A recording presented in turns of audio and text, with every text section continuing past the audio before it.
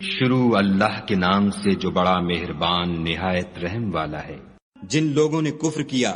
اور اوروں کو خدا کے رستے سے روکا، خدا نے ان کے اعمال برباد کر دیے، اور جو ایمان لائے اور نیک عمل کرتے رہے اور جو کتاب محمد صلی اللہ علیہ وآلہ وسلم پر نازل ہوئی اسے مانتے رہے اور وہ ان کے پروردگار کی طرف سے برحق ہے، ان سے ان کے گناہ دور کر دیے اور ان کی حالت سنوار دی۔ یہ حبط اعمال اور اصلاح حال اس لیے ہے کہ جن لوگوں نے کفر کیا انہوں نے جھوٹی بات کی پیروی کی، اور جو ایمان لائے وہ اپنے پروردگار کی طرف سے دین حق کے پیچھے چلے۔ اسی طرح خدا لوگوں سے ان کے حالات بیان فرماتا ہے۔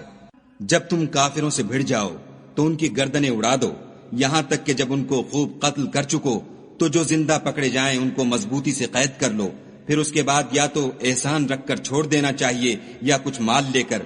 یہاں تک کہ فریق مقابل لڑائی کے ہتھیار ہاتھ سے رکھ دے۔ یہ حکم یاد رکھو، اور اگر خدا چاہتا تو اور طرح ان سے انتقام لے لیتا،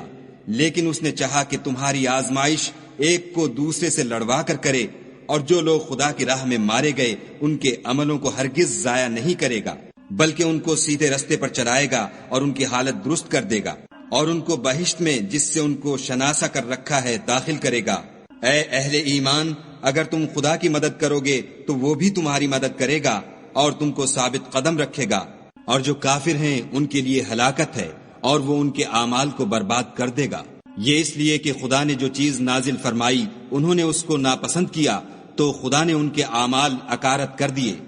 کیا انہوں نے ملک میں سیر نہیں کی تاکہ دیکھتے کہ جو لوگ ان سے پہلے تھے ان کا انجام کیسا ہوا؟ خدا نے ان پر تباہی ڈال دی، اور اسی طرح کا عذاب ان کافروں کو ہوگا۔ یہ اس لیے کہ جو مومن ہیں ان کا خدا کارساز ہے اور کافروں کا کوئی کارساز نہیں۔ جو لوگ ایمان لائے اور عمل نیک کرتے رہے ان کو خدا بہشتوں میں جن کے نیچے نہریں بہہ رہی ہیں داخل فرمائے گا، اور جو کافر ہیں وہ فائدے اٹھاتے ہیں اور اس طرح کھاتے ہیں جیسے حیوان کھاتے ہیں، اور ان کا ٹھکانہ دوزخ ہے۔ اور بہت سی بستیاں تمہاری بستی سے جس کے باشندوں نے تمہیں وہاں سے نکال دیا زور و قوت میں کہیں بڑھ کر تھیں، ہم نے ان کا ستیہ ناش کر دیا اور ان کا کوئی مددگار نہ ہوا۔ بھلا جو شخص اپنے پروردگار کی مہربانی سے کھلے رستے پر چل رہا ہو وہ ان کی طرح ہو سکتا ہے جن کے اعمال بد انہیں اچھے کر کے دکھائے جائیں اور جو اپنی خواہشوں کی پیروی کریں۔ جنت جس کا پرہیزگاروں سے وعدہ کیا جاتا ہے،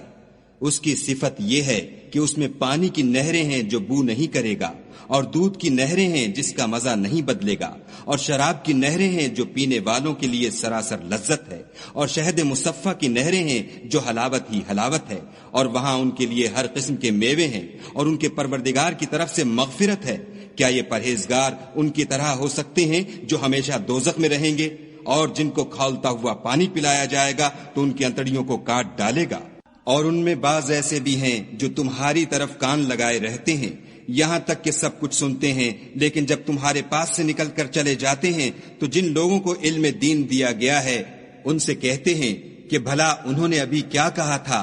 یہی لوگ ہیں جن کے دلوں پر خدا نے مہر لگا رکھی ہے اور وہ اپنی خواہشوں کے پیچھے چل رہے ہیں، اور جو لوگ ہدایت یافتہ ہیں ان کو وہ ہدایت مزید بخشتا ہے اور پرہیزگاری عنایت کرتا ہے۔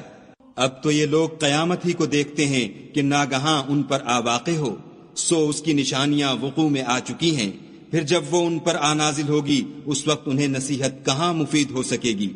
پس جان رکھو کہ خدا کے سوا کوئی معبود نہیں، اور اپنے گناہوں کی معافی مانگو، اور مومن مردوں اور مومن عورتوں کے لیے بھی، اور خدا تم لوگوں کے چلنے پھرنے اور ٹھہرنے سے واقف ہے۔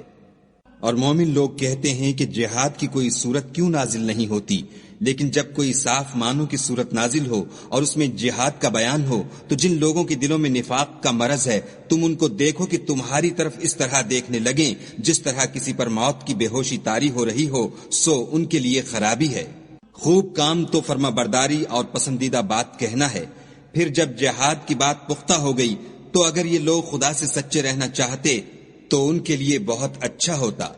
اے منافقو، تم سے عجب نہیں کہ اگر تم حاکم ہو جاؤ تو ملک میں خرابی کرنے لگو اور اپنے رشتوں کو توڑ ڈالو۔ یہی لوگ ہیں جن پر خدا نے لعنت کی ہے اور ان کے کانوں کو بہرا اور ان کی آنکھوں کو اندھا کر دیا ہے۔ بھلا یہ لوگ قرآن میں غور نہیں کرتے یا ان کے دلوں پر قفل لگ رہے ہیں؟ جو لوگ راہ ہدایت ظاہر ہونے کے بعد پیٹھ دے کر پھر گئے، شیطان نے یہ کام ان کو مزین کر دکھایا اور انہیں طول عمر کا وعدہ دیا۔ یہ اس لیے کہ جو لوگ خدا کی اتاری ہوئی کتاب سے بیزار ہیں، یہ ان سے کہتے ہیں کہ بعض کاموں میں ہم تمہاری بات بھی مانیں گے اور خدا ان کے پوشیدہ مشوروں سے واقف ہے۔ تو اس وقت ان کا کیسا حال ہوگا جب فرشتے ان کی جان نکالیں گے اور ان کے منہوں اور پیٹھوں پر مارتے جائیں گے۔ یہ اس لیے کہ جس چیز سے خدا ناخوش ہے یہ اس کے پیچھے چلے اور اس کی خوشنودی کو اچھا نہ سمجھے تو اس نے بھی ان کے عملوں کو برباد کر دیا۔ کیا وہ لوگ جن کے دلوں میں بیماری ہے یہ خیال کیے ہوئے ہیں کہ خدا ان کے کینوں کو ظاہر نہیں کرے گا؟ اور اگر ہم چاہتے تو وہ لوگ تم کو دکھا بھی دیتے اور تم ان کو ان کے چہروں ہی سے پہچان لیتے اور تم انہیں ان کے انداز گفتگو ہی سے پہچان لوگے، اور خدا تمہارے اعمال سے واقف ہے۔ اور ہم تم لوگوں کو آزمائیں گے تاکہ جو تم میں لڑائی کرنے والے اور ثابت قدم رہنے والے ہیں ان کو معلوم کریں اور تمہارے حالات جانچ لیں۔ جن لوگوں کو سیدھا رستہ معلوم ہو گیا اور پھر بھی انہوں نے کفر کیا اور لوگوں کو خدا کی راہ سے روکا اور پیغمبر کی مخالفت کی، وہ خدا کا کچھ بھی بگاڑ نہیں سکیں گے اور خدا ان کا سب کیا کرایا اکارت کر دے گا۔ مومنو، خدا کا ارشاد مانو اور پیغمبر کی فرما برداری کرو اور اپنے عملوں کو ضائع نہ ہونے دو۔ جو لوگ کافر ہوئے اور خدا کے رستے سے روکتے رہے پھر کافر ہی مر گئے، خدا ان کو ہرگز نہیں بخشے گا۔ تو تم ہمت نہ ہارو اور دشمنوں کو صلح کی طرف نہ بلاؤ، اور تم تو غالب ہو اور خدا تمہارے ساتھ ہے، وہ ہرگز تمہارے اعمال کو کم اور گم نہیں کرے گا۔ دنیا کی زندگی تو محض کھیل اور تماشا ہے، اور اگر تم ایمان لاؤ گے اور پرہیزگاری کرو گے تو وہ تم کو تمہارا اجر دے گا اور تم سے تمہارا مال طلب نہیں کرے گا۔ اگر وہ تم سے مال طلب کرے اور تمہیں تنگ کرے تو تم بخل کرنے لگو، اور وہ بخل تمہاری بدنیتی ظاہر کر کے رہے۔ دیکھو، تم وہ لوگ ہو کہ خدا کی راہ میں خرچ کرنے کے لیے بلائے جاتے ہو،